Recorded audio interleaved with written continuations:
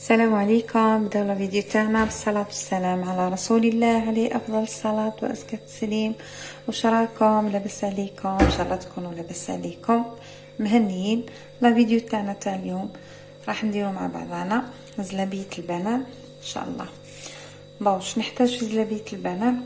عندي هنايا انا اول حاجة عندي المكيال تاعي، انا نعبر بهذا، واللي تحب انا تسمى نعبر بهذا باش ندير الكميه اللي نحتاجها.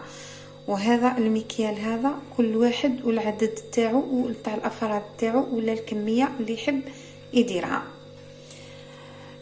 بون عندنا هذا البون هذا الصغير هذا واش نعبر به الفارينه تاعي. عندنا 2 اكواب تاع فارينه طحين ابيض، والكوب الثالث نديروه نصف فقط، نصف الكوب فقط. نصف الكوب هذا واش نديرو فيه ملعقه كما راكم تشوفوا تاع اكل دقيق ولا سميد رطب، ونكملوا النصف تاعنا بالفارينه. ها هو الكوب تاعي كما راكم تشوفوا نصف ملعقه تاع سميد رطب، ونكمل النصف تاعو بالفارينه. دركا واش ندير؟ نجيب هنا نخلط هذه المقادير مع بعضهم هكا ونخليهم على جنب الطريقه هذه. دوكا نجيب كاسرونه تاعي بنفس هذا المكيال هذا اللي كيلت به، ندير 2 تاع ماء. بسم الله.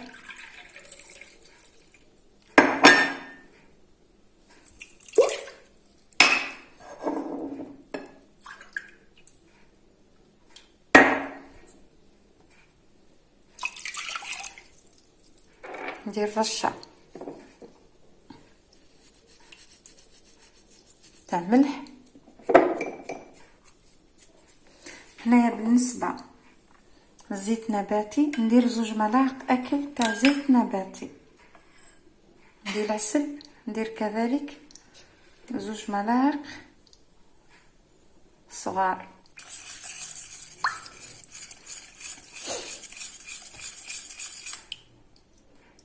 ونحط الخليط هذا نتاعي نحطه على النار حتى يغلى الماء تاعي.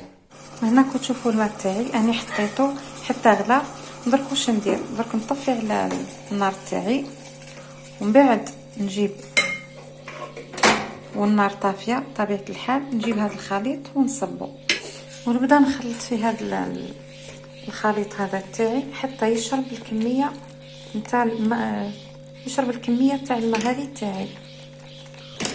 ونخلط فيه هكا، نخلط مليح حتى تنحى لي التكتلات هذه، تسمى تولي لي كي شغل بات. ها هي كي الباط اللي تكونت لي راهي مازالت سخونه. انا درك نجيب المحقن تاعي ولا المبوط ولا كلشي يقولوا، ونبدا نشكل كما بغينا حنا نتحكموا في الحجم تاع الحبات تاعنا. نحبوا نديروها صغيره، نحبوا نديروها كبيره.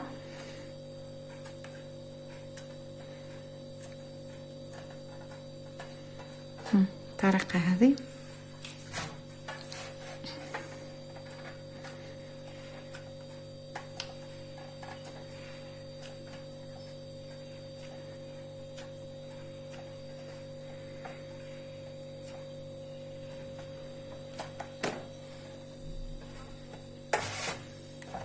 هاي الزلابيه تاعي هاني كملتها كامل. هاي الكميه اللي عطاتني.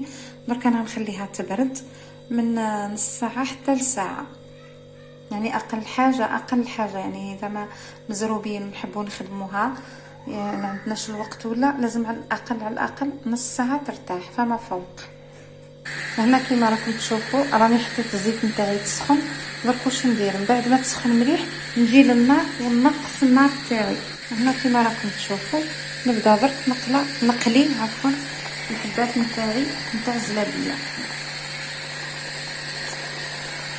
هنا بالنسبه للزلابيه تاعي ما نقلبهاش حتى نشوف الحبات بداو يصفاروا ياخذوا اللون الذهبي باش نقدر نقلبها. وبالنسبه للزلابيه لو كان نقصوا النار عليها خلاص راهي تجينا يابسه، ولو كان نقويلوا لها النار تجينا طايبه من برا ومعجنه من الداخل. تسمى لازم تكون طيب على نار متوسطه. دركا كيما راكم تشوفوا الزلابيه تاعي هاي بدات تدي اللون ذهبي. دركا نقدر نقلبها كيما راكم تشوفوا في الزلابيه تاعي هاي طابت. دركا نبدا نحيها